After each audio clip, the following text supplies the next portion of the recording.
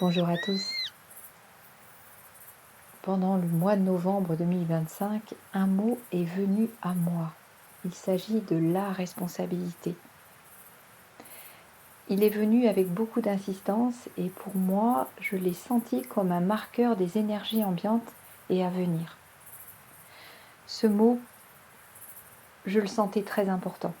Je l'ai entendu dans beaucoup de vidéos après, quelques discours, des conversations. Et j'ai été appelée très très fort à déployer ce mot par l'écrit.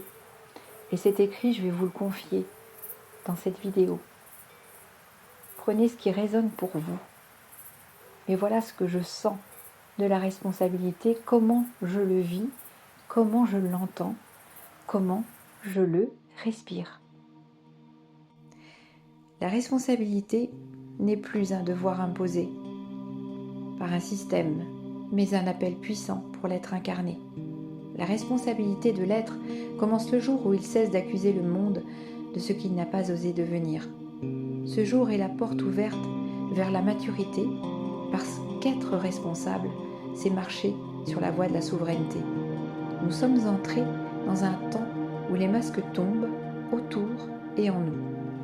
Nos prises de conscience nous conduisent à regarder honnêtement nos blessures, nos croyances erronées, nos limitations, nos peurs, nos colères, nos chagrins enfouis, nos loyautés et héritages inconscients. Nous acceptons alors de regarder nos scories et tout ce qui alourdit notre chemin d'évolution et nous cessons de nous identifier à cela. Non pour combattre, mais pour les traverser avec confiance et conscience et transmuter. Car ce qui est vu avec amour cesse de se diriger dans l'ombre. Nous renaissons à nous-mêmes, nous nous reconnaissons. L'être responsable ne cherche plus de sauveur. Il n'est plus victime non plus. Il comprend que personne ne viendra aimer, agir et choisir à sa place. Il ne délègue plus son pouvoir à un maître, à une peur, à une promesse extérieure. Il devient le gardien de son temple, de sa fréquence, de ses paroles et de ses actes qu'il assume pleinement. Il sait que chacun de ses choix est une semence, une graine pour tous les possibles. Alors, il choisit la clarté, la présence le plus qu'il peut. Cette responsabilité-là n'est pas âpre, mais douce et exigeante à la fois.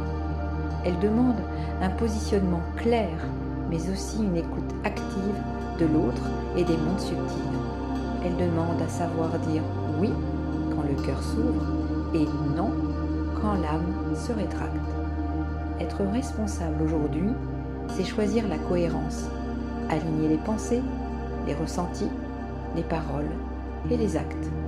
Elle peut induire aussi cette stabilité qui nous fait traverser les épreuves et les tempêtes.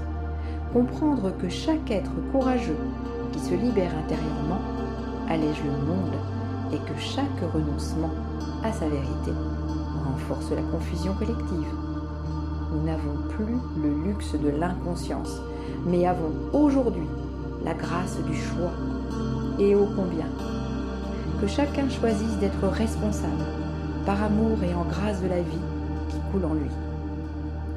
Alors la responsabilité cesse d'être un mot lourd et imposant. Elle devient ce qu'elle a toujours été, un acte d'amour et choisi envers soi, pour soi, envers les autres, envers le vivant. Humblement, assurément, absolument. Enfin, imaginez un monde dans lequel la responsabilité, celle énoncée plus avant, se propage comme les fleurs dans une prairie au printemps. Ce monde, sans être parfait, serait plus authentique et le principe de nomination-soumission obsolète. Les relations cesseraient d'être un champ de réparation, mais un véritable espace de rencontre, davantage de paix, d'écoute, de profondeur. Le pouvoir ne serait plus imposé, mais circulerait naturellement chez ceux qui seraient alignés. Un monde plus présent, plus conscient et plus en lien avec le vivant. Ainsi, Ce mot « responsabilité » est comme ce petit galet que je trouve au hasard d'une promenade sur la plage. Sa couleur, sa forme, son éclat m'appellent, mais je ne sais pas pourquoi. Je le garde avec moi jusqu'à ce qu'il me livre ses secrets. Ce mot-là, je sens son importance en ces temps.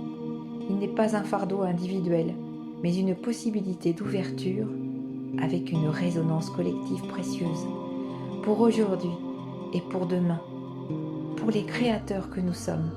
Ce mot-là, au-delà de le comprendre, il me traverse. Je le respire.